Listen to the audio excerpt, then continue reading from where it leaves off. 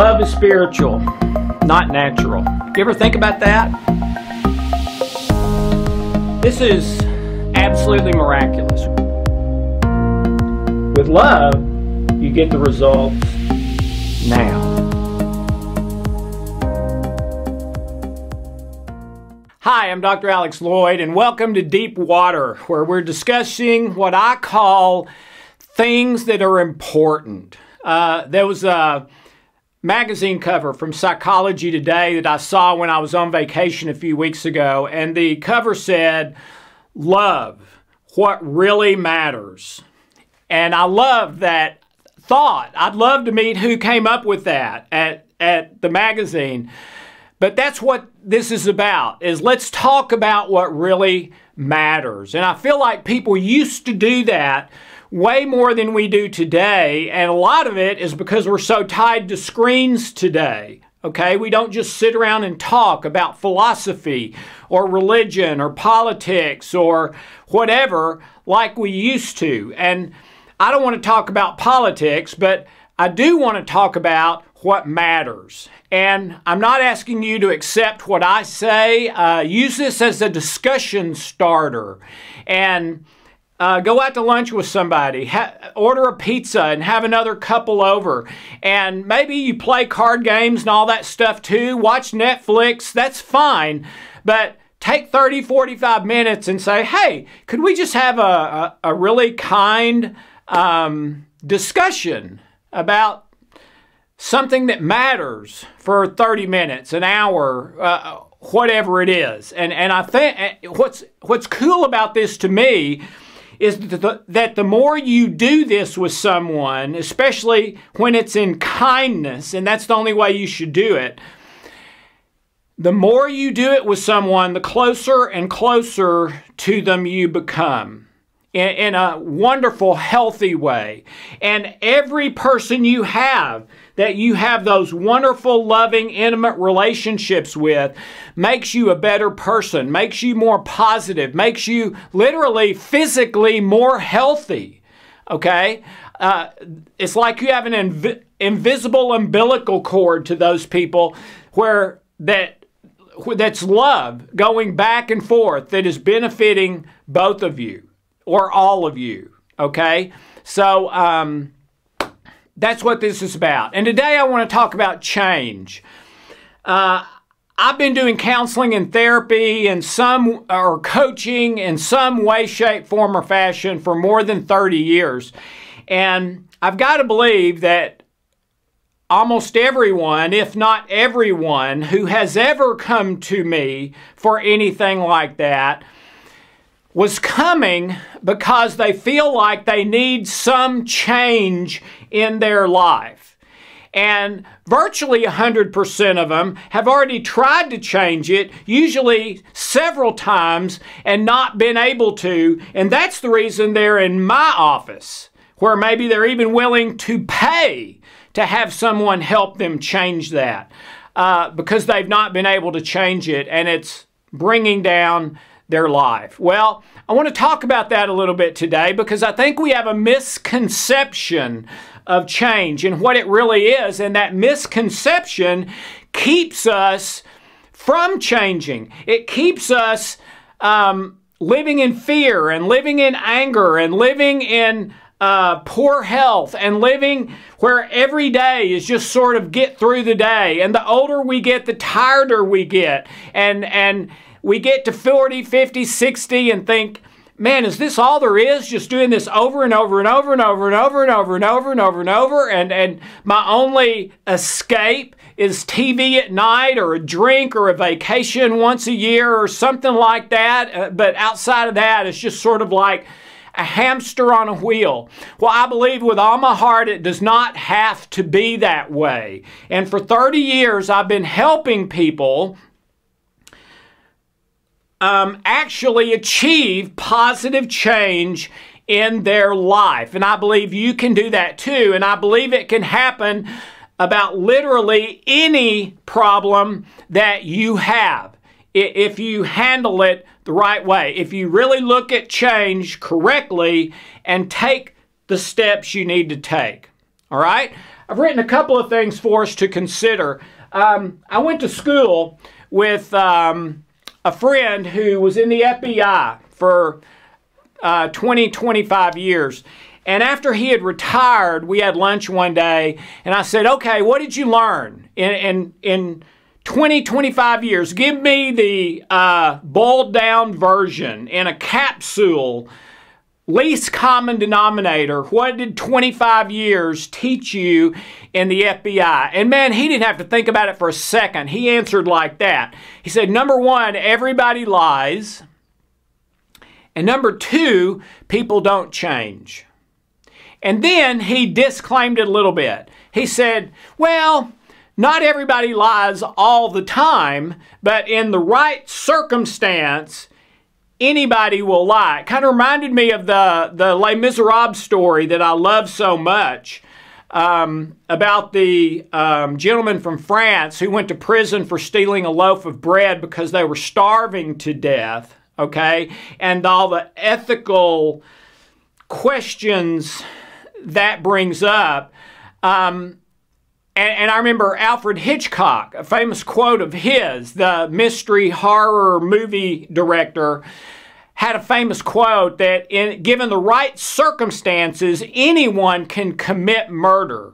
And that's kind of what my friend was saying, is in the right circumstances, anyone and everyone will lie. And number two, people don't change. And he disclaimed that one a little bit too. He said, I have seen one or two people change, which was really amazing, but that is the rare exception. You know, 99-point-something% of people don't change. The person they are when they're 20 is the person they are on their deathbed at 80. And they may have tried to change 20 times. They may have changed for a month. They may have changed for 6 months. But they tend to always revert back.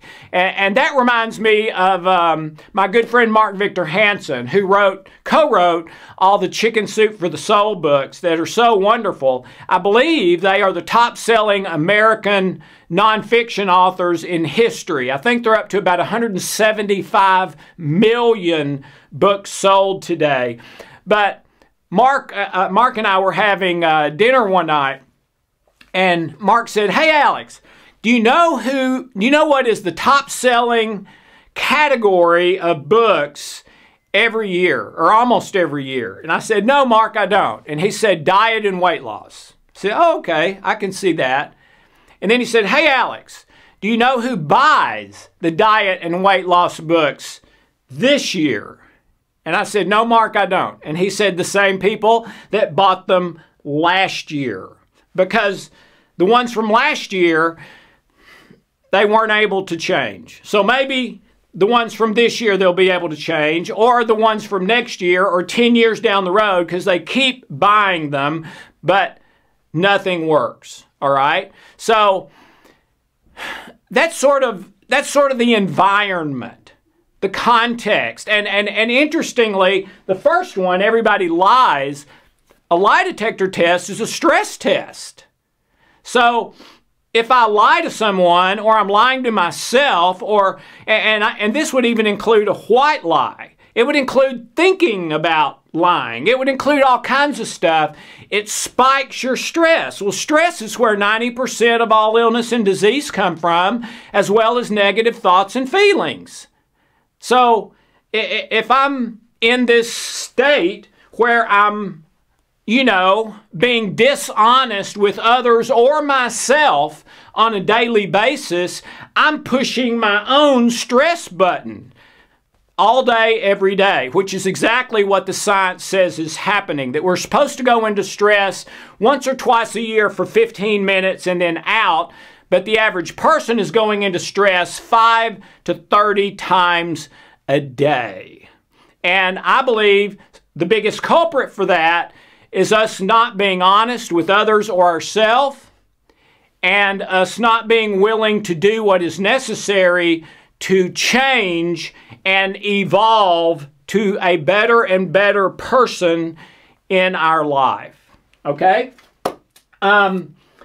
This is a well-known statistic in the addiction world, whether it's drugs, alcohol, pornography, whatever, there's an approximate 99% relapse rate. Doesn't matter if it's inpatient or outpatient. About a 99% relapse rate. So there's millions of people every single year saying, I'm going to change, and they invest money to change, and they invest time to change. And again, it may take for a week, it may take for 6 months, but 99% of the time, if you go look a year later, 2 years later, they're back to that again. Okay? M. Scott Peck wrote one of the best-selling books of all time called The Road Less Traveled. It's my wife Hope's favorite book. He wrote another book called People of the Lie, and in People of the Lie, he kind of describes the 4 stages that are required for real, lasting change and loving, intimate, communal relationships with people and things like that, okay? And the stages are, number 1, you pretend. And this is where about 95% of people live their life all the time. They pretend, okay? They act and smile in ways socially acceptable and in ways that they think will get them what they want, and they will be liked or feared or whatever, but inside is a completely different set of thoughts and feelings about themselves, about others, about their life.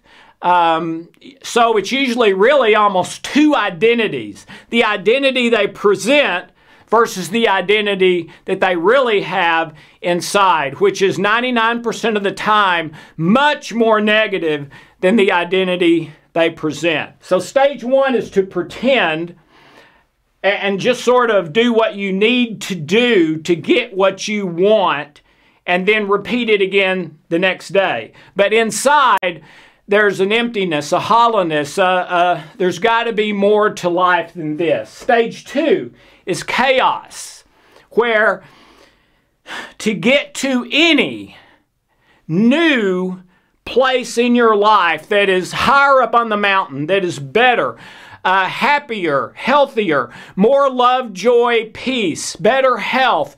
And it doesn't matter what it is. If you want to diet to lose weight, if you want to get into fitness to be healthier, if you want to go to a different career path to do something you enjoy more or make more money, if you want to improve a relationship, it doesn't matter what the change is. Basically, any change you want to make, you have to go through chaos. And chaos means this is really going to hurt for a while. That's what chaos is, pain. This is really going to hurt for a while. Stage 3 is emptiness, where after you get through the pain of chaos, you throw off some of those things like ego and selfishness and pretending to be one thing out here and another thing in here, where you're more just one person, the same in and out, more honest, not lying, honestly a changed, different person, okay? Emptiness. And then the last one is success, intimacy, communal relationships, etc. And what Dr. Peck says is pretty much in agreement that 99% of people never get to success because when they hit the pain of chaos, they turn around and go back. And so they have good intentions. The change they want to make is often the change they need to make. But when they hit the pain of change, and change always requires pain, they're not willing to go through any more pain. So they turn around and go back. Why aren't they willing to go through pain? Because our most basic programming is to seek pleasure and avoid pain. So going through pain and not immediately trying to get the pain to go away, but embracing the pain as part of what's required for the change and continuing to put one foot in front of the other, going forward into even more pain, and I don't know necessarily when the pain is going to end, goes against one of my most basic software programs. And I get to a point where I say, no more. The future is uncertain. I don't know when or if this will end. I don't even know if what's on the other side is going to be worth it. I'm going back. At least back here, even though I'm not really happy and I'm living two different lives, at least I don't have this pain. Okay? So they go back. A butterfly is in a cocoon for 8 to 12 days. In order to become a butterfly. And it is believed, well, no, we know it, that during those 8 to 12 days, the caterpillar turning into a butterfly experiences extreme, what we would call pain, and extreme uncomfortable heat, and all sorts of things happening that's almost like they're being taken apart and put back together. So if you think of a human body being taken apart and put back together, you're talking extreme pain, which seems to be pretty close to what the caterpillar is going through to become a butterfly. But if they chewed their way out of the cocoon before the 8 to 12 days were over, they would fall to the ground and they would never become a butterfly, and they would likely die pretty soon, having gone through part of the process, but not all of it. And I believe it's much the same for us. And the reason that so few people change is because they look at pain the wrong way. Okay? Yes, our most basic programming is to seek pleasure and avoid pain, but when we get to age 6, 8, 10, 12, it's different for different people. We are supposed to choose to not live our life by pain pleasure anymore, but by what is right, what is win-win-win for everyone concerned, what is best, what is true, what is love-based versus selfish-based. We're supposed to choose that. Once we get to that certain age, an age where we can think and we know right from wrong and all that sort of thing, we are supposed to choose that and to live that way for the rest of our lives. Well, in my experience, only about 1% of people ever do truly choose that. 99% of people, and I did it too, continue to live their life by seek pleasure and avoid pain. And if you ask those people, do they love someone or do they believe in love or do other people love them? Oh, they'll quickly say yes, but their definition of love is really the exact same definition we have of a business deal. I will do this if you will do that. I won't do this if you don't do that. Ladies and gentlemen, that's not love at all. That's a business deal. Okay? Love is I'm going to do what's right and best and good for the person who's the object of my love, regardless of what I get back or don't get back from that. Okay? I'm not doing the love to get something. I'm doing the love because I'm committed to love as a way I'm living my life. Okay? And that is the secret to change. If you look at pain as an opportunity, okay? Yep, there's my tree branch. That's my cocoon waiting for me. So I can stay a caterpillar all my life and eventually get stepped on and smushed, or or die having never experienced how wonderful it is to fly and be beautiful and all those sort of things. My choice, and it is your choice today. Stay a caterpillar, become the butterfly of your life. Well, you've got a branch and you've got a cocoon.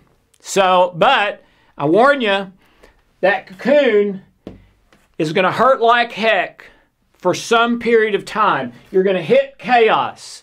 It's not maybe, it's definitely.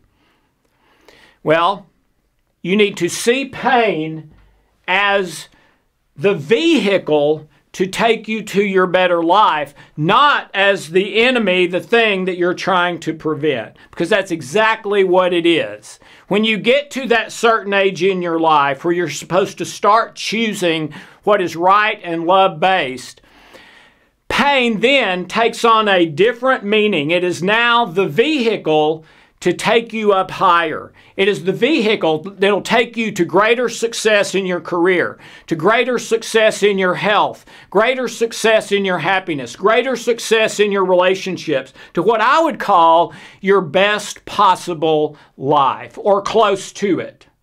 That's what pain is. Without that pain, you can't get there. Without getting into your cocoon, without going through chaos, you can't get there. So, if you haven't already, find your tree branch, find your cocoon, that thing that you want to change. Go at it using some of our tools. We've got great tools that will change a lot of these programming things in minutes or days or weeks, not months or years. Use those.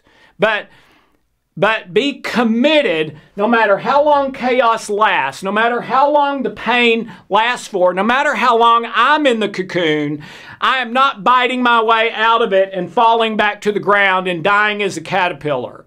I'm not going to live my worst life or anything less than my best possible. I'm going to go through that pain and get to the other side to success in my life in every way, with my children, with my spouse, with other people I love and care about, with my career and work, everything. And I can promise you this, you will never regret doing that. In fact, you will look back and say that was the turning point in my life. But if you never get in that cocoon, or if you chew your way out and go back, as Dr. Peck said, 99% of people do, because of the pain, your whole life you will regret doing that, and especially when you're at the end of your life and you're out of time, and then it will be crushing regret. So, we've got lots of tools that can help you, but have the attitude, the mindset, that pain is the wonderful vehicle that's going to help transport you to your better self, to success in every area of your life. And you will be one of the 1%, not one of the 99%. So, embrace it today. Start looking for your cocoon, prepare for it, then go for it and never turn back. We'll help you any way we can. But embrace it and have lasting change and success in your life, and be one of the 1% in your family that lives your best possible life. And you can start anytime. You can start at 15, you can start at 30, you can start at 70. But it will change your life, I promise. And you'll never regret, and you'll never go back. So, we'll join hands with you. We'll help you in any way we can. But about the things in your life that you need to start changing today. And have a wonderful, blessed day.